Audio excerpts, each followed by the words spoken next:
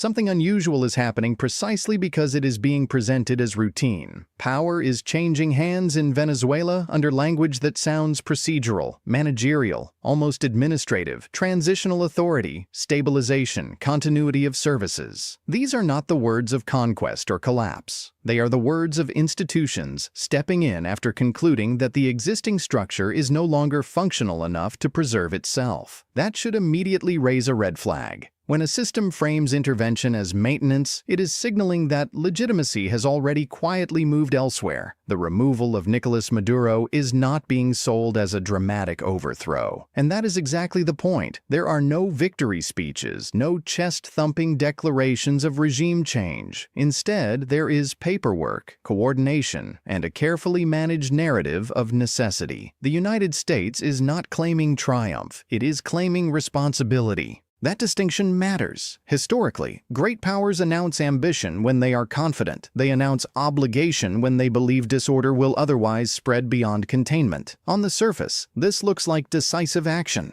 A failed state, long isolated, finally crosses the threshold where external management is deemed unavoidable. But underneath that surface is a far more uncomfortable reality. This outcome was not triggered by a single event. It is the product of accumulated institutional exhaustion. Sanctions, regimes that stop deterring, diplomatic channels that stop producing leverage, internal opposition that failed to coalesce into a governing alternative, and a regime that survived not by strength, but by learning how to endure decay longer than anyone expected. What makes this moment unsettling is not that Maduro is gone. It is that his removal arrives framed as a clerical correction rather than a political rupture. That framing tells us the real decision was made earlier, somewhere quieter in assessments and memos that concluded Venezuela had crossed from hostile government into non-governing territory. Once that label sticks, sovereignty becomes conditional, not in theory, but in practice.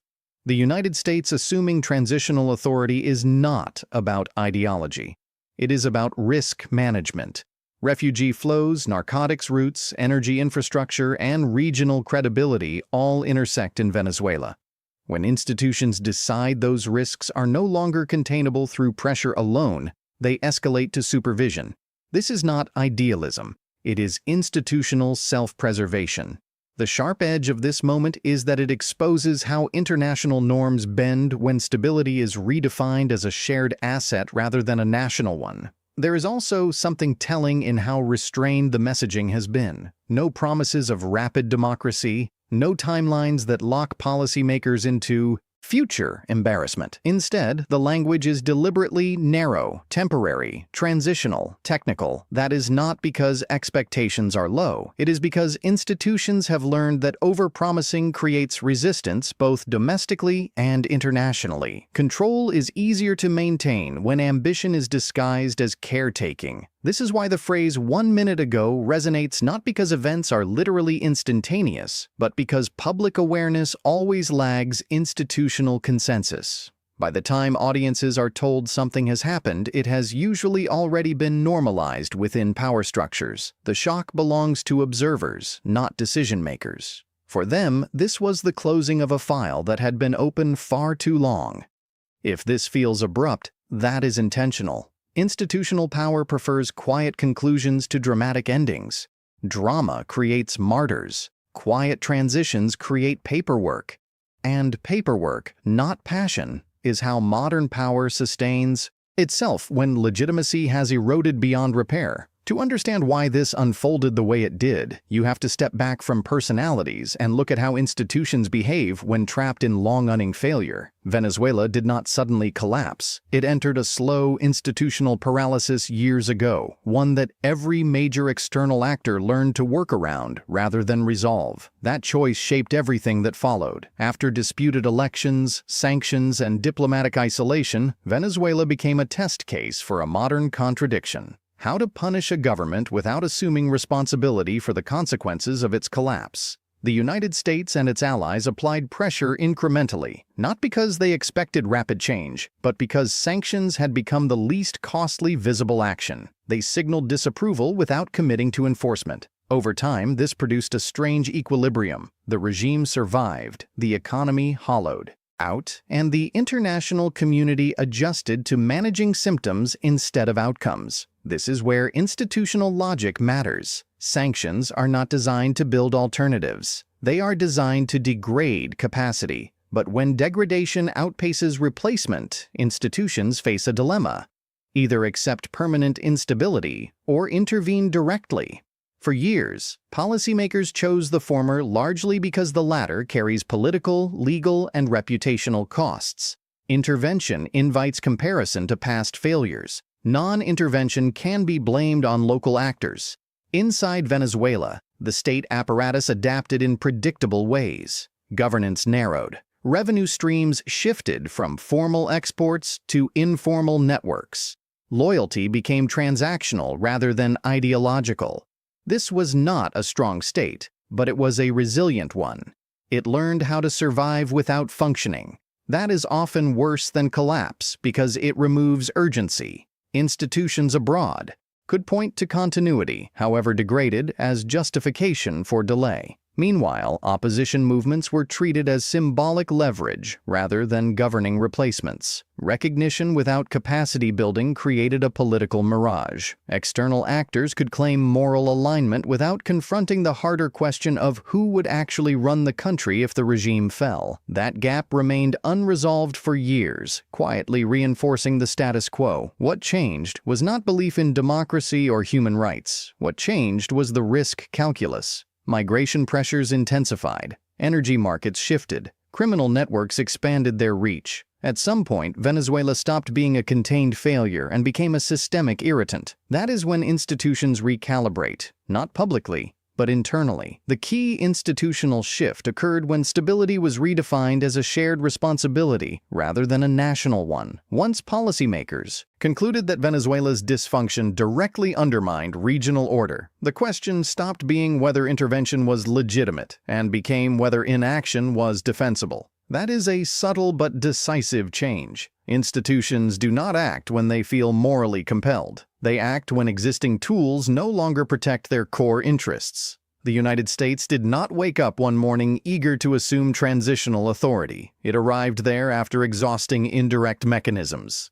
Diplomatic pressure failed to produce compliance. Sanctions failed to produce transition. Recognition failed to produce governance. At that point, the remaining options narrowed. Continue absorbing spillover indefinitely, or step in and manage it directly. This is why the transition is being framed as technical rather than political. Institutional memory is long. Decision-makers remember Iraq. They remember Afghanistan. They remember what happens when intervention is sold as transformation rather than containment. So the language is stripped down. No grand visions, no ideological crusades, just administration, stabilization, and time buying. What looks abrupt to the public is actually the end of a long institutional drift. The system behaved exactly as systems do when incentives reward delay until delay becomes more dangerous than action. Maduro's removal was not the cause of this shift. It was the byproduct. Every institutional intervention has a miscalculation at its core,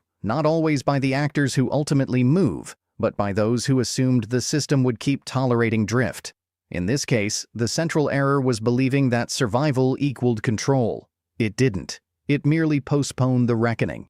For years, the Maduro government operated on a simple premise. Endurance would outlast pressure, sanctions could be evaded, opponents fragmented, international attention diverted, and for a long time, that assessment looked correct.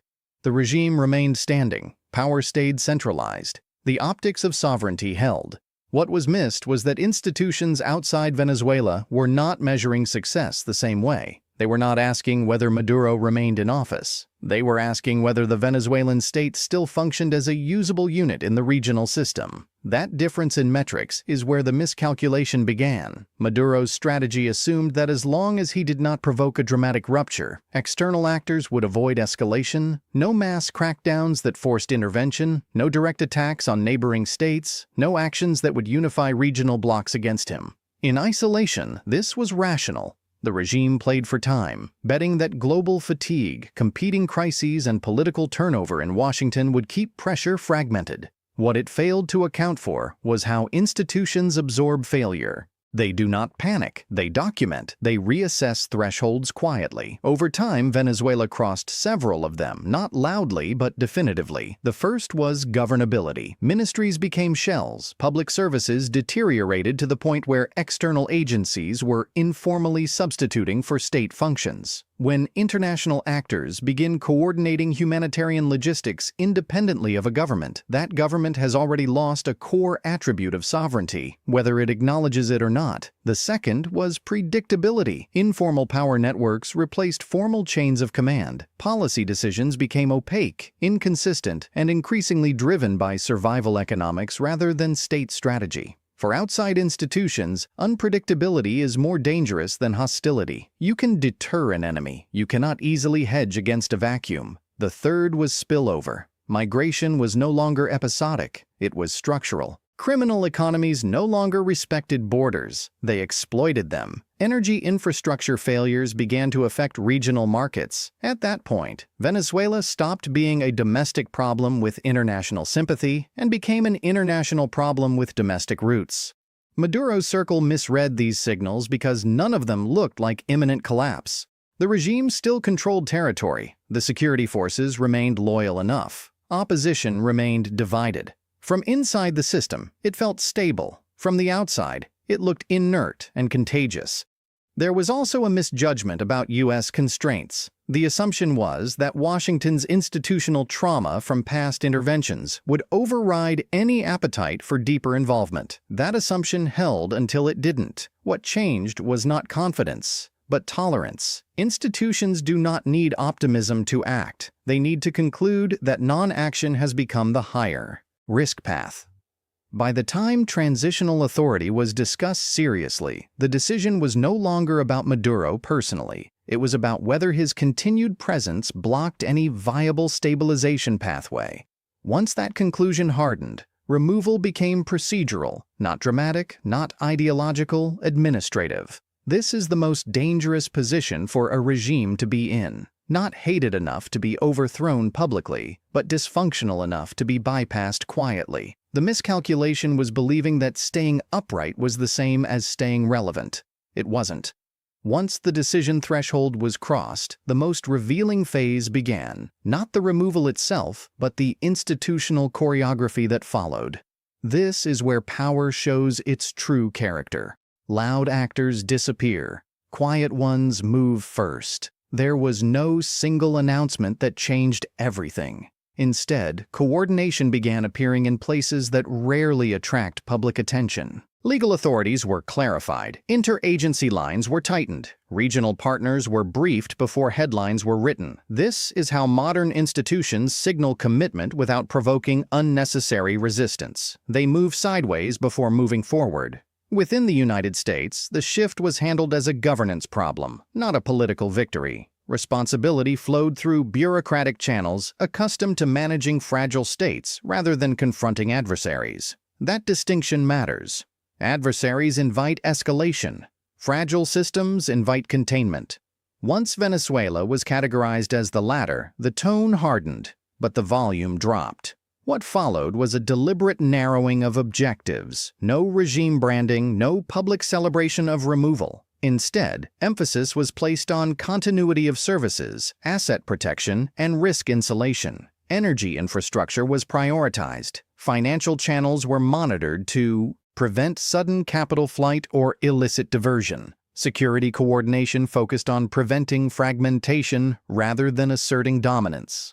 The goal was not to reshape Venezuela immediately, but to stop it from deteriorating further under unmanaged transition. International institutions responded predictably once leadership clarity emerged. Statements emphasized legality, temporariness, and multilateral consultation even where real authority remained concentrated. That language is not cosmetic. It creates space. It allows actors who were previously hesitant to align without appearing submissive. Institutions are more comfortable joining processes than endorsing outcomes. Regionally, reactions were measured. No sudden alignment shifts, no dramatic condemnations. That restraint is often misread as indifference. It is not. It is a signal that most governments had already adjusted their expectations. The question was never whether Maduro would last indefinitely. It was how disruptive his eventual exit would be. Transitional authority reduced uncertainty, and uncertainty is what institutions fear most. Inside Venezuela, the reaction was fragmented but muted. That too was anticipated. When power erodes gradually, its removal does not produce shock.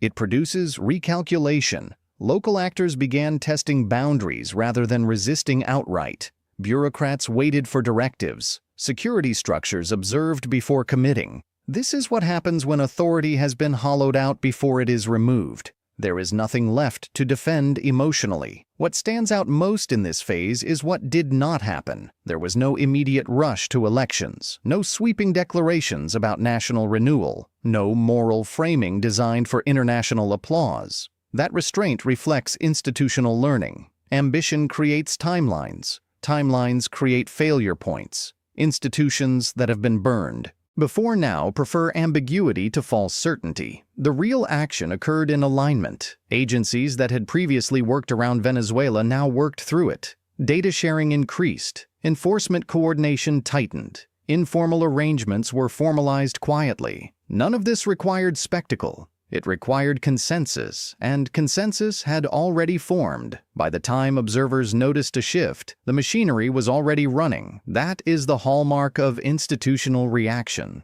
Power does not announce itself when it is confident. It simply reorganizes the environment until resistance becomes irrelevant. The immediate aftermath did not produce winners in the traditional sense. That is the first second-order consequence worth noting. When institutions intervene at this stage, celebration is a liability. Control without legitimacy is fragile, and legitimacy cannot be rushed without exposing the limits of authority. What followed Maduro's removal was not relief, but recalibration. Power did not consolidate. It redistributed cautiously. Local elites did not flee en masse, nor did they rally. They paused. Business networks waited to see which contracts would be honored. Security actors watched which commands were obeyed, not which flags were raised. In transitional moments like this, survival depends on reading institutional signals, not ideological ones.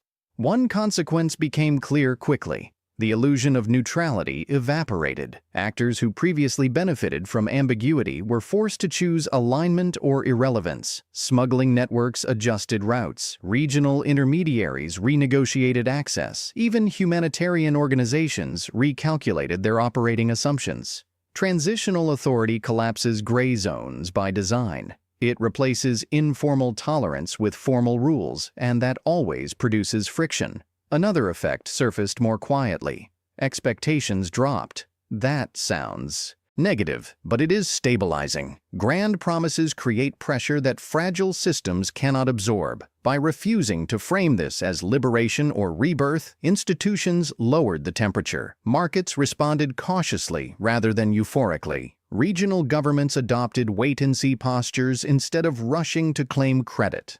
Stability in this context came from muted ambition. There were also losers who did not disappear. Elements of the former regime adapted rather than collapsed. They retained local influence, networks, and knowledge. Transitional authority does not erase these structures. It negotiates with them indirectly. That reality frustrates observers who expect clean breaks. But institutions prefer continuity with supervision over rupture with uncertainty. Adaptation, not purging, is how influence survives. For the United States, the consequence was constraint. Assuming authority narrowed options rather than expanding them. Every action now carried ownership. Infrastructure failures became management failures. Delays became accountability issues. Influence became responsibility. This is the trade-off institutions accept only when alternatives have collapsed. Power gained through obligation is harder to wield than power gained through consent.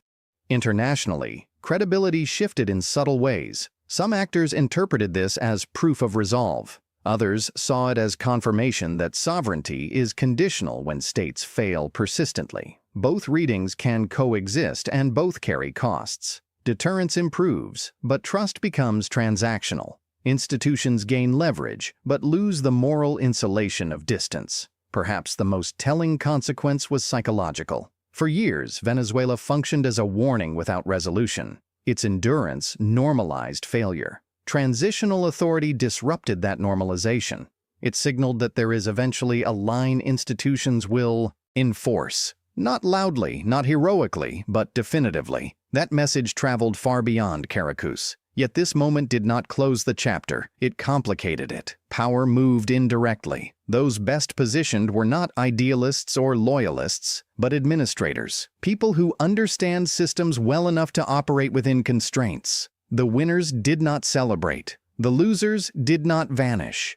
Everyone adjusted. That is the nature of second-order consequences. They do not announce themselves. They reshape incentives quietly long after headlines fade. Pulled back far enough, this moment is less about Venezuela and more about how modern power reveals itself when ideology runs out. The removal of a head of state and the assumption of transitional authority did not occur because institutions suddenly rediscovered moral clarity. It occurred because prolonged dysfunction exhausted the tolerance mechanisms designed to avoid responsibility. That distinction matters because it tells us where the real lines are drawn. Now, what this episode exposes is a shift in how sovereignty is treated in practice, not rhetorically. Everyone still recites the language of self-determination, but operationally, sovereignty is increasingly conditional on functionality. States are left alone not because they are independent, but because they are manageable. When they stop being manageable, intervention arrives not as conquest, but as administration.